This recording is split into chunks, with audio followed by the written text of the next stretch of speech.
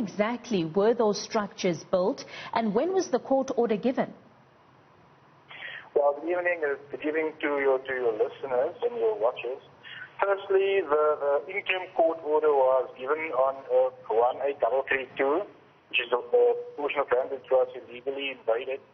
So the interim court order was awarded in 2018, and the final court order was awarded on the 11th of March in 2019.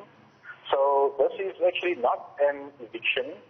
This is the City of Cape Town executing that Western Cape High Court final judgment, which was in their favor of removing illegally occupied structures, which was on their land. So in essence, those people were actually illegally occupiers that invaded City of Cape Town owned land. The information to my disposal is that the structures were there for just a bit more than a few days. So I believe the City of Cape Town has acted within their rights as the legal owner of that land. And Tertius, if you're saying this is not an eviction, what constitutes an eviction? I mean, you've got our reporter who's been covering that story saying close to 200 people, including women and children, that we've seen in running battles, with the authorities over the weekend, who have no home. They're completely homeless. They tried to rebuild those structures over the weekend, and those too have been torn down. So if you're saying this is not an eviction, what constitutes an eviction? Well, certainly this was actually land invasion, which is an illegal act, and which is in contravention of the final judgment which was done in 2019. Eviction is when an individual, for instance, hires a piece of land from an owner legally, but fails to then ultimately pay rental. Then such an individual actually approaches the High Court for an eviction order. This was not an eviction order. This is an execution of the right of the City of Cape Town to ensure that their land is not invaded by individuals illegally. That's the vast difference here. But I do believe as well that individuals who were removed by the City of Cape Town from their land ultimately actually were backyarders that rented informal structures in Khayelitsha.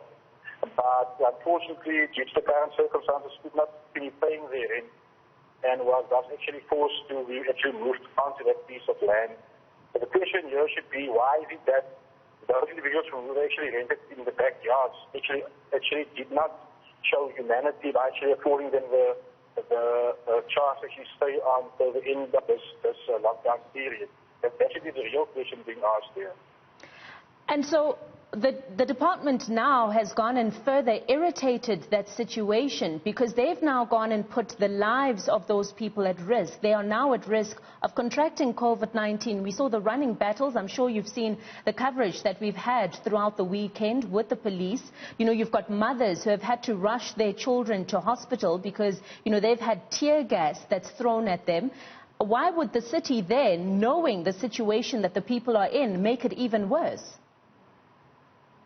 Well, the thing is, like I said, the city acted within the ambit of the law by executing the High Court order of 2019.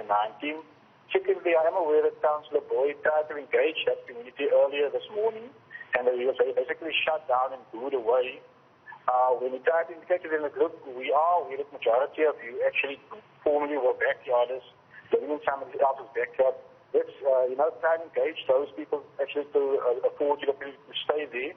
And he did try to indicate that, look, perhaps the city can engage them on a possible way forward, but he was never given or afforded a chance to properly engage them, because then they literally shut him down and booed him away, as per your own video clip that you showed earlier in the news. But Tertius, has the city ignored the call that was made by Minister Lindi Sirame? In no way has the city ignored the call by Minister Sirame. And, the President also asked that, one should actually, in the lockdown period, only move around when needed.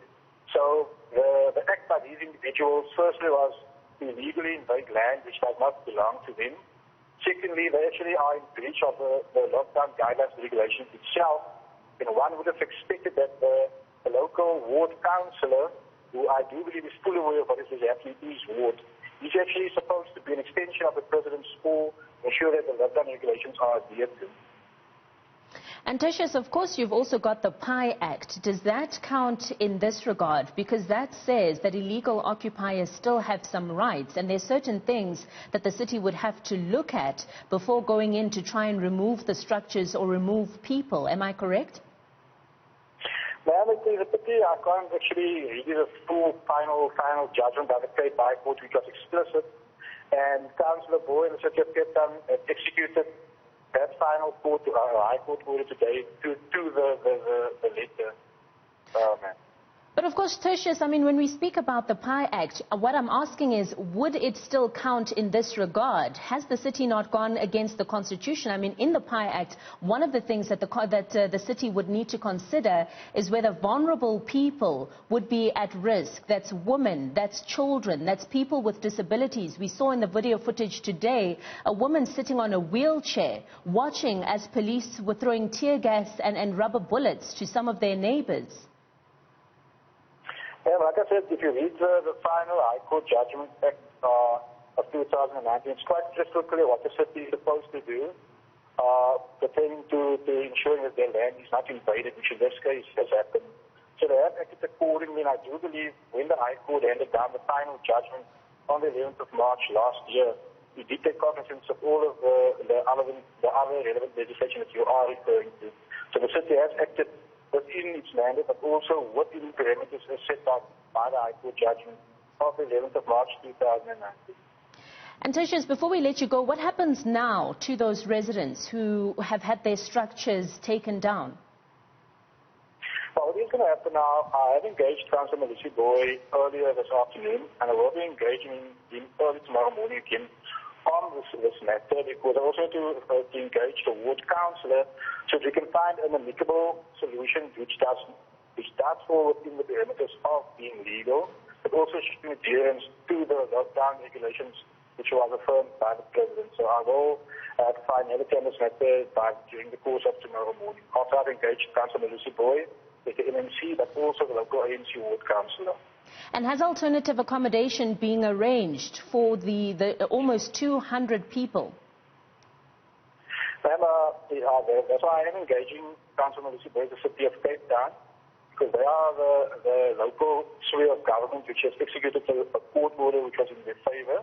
That's why I'm referring to the local ANC ward councillor, but also to Councillor Melissa Boy, because this is a local government matter which I'm closely monitoring, because, we work closely together with our local governments here in the Western Cape to ensure not only adherence to the lockdown regulations, but also that we do that in a humane manner, as is needed in this manner, but we do so within the parameters of the law.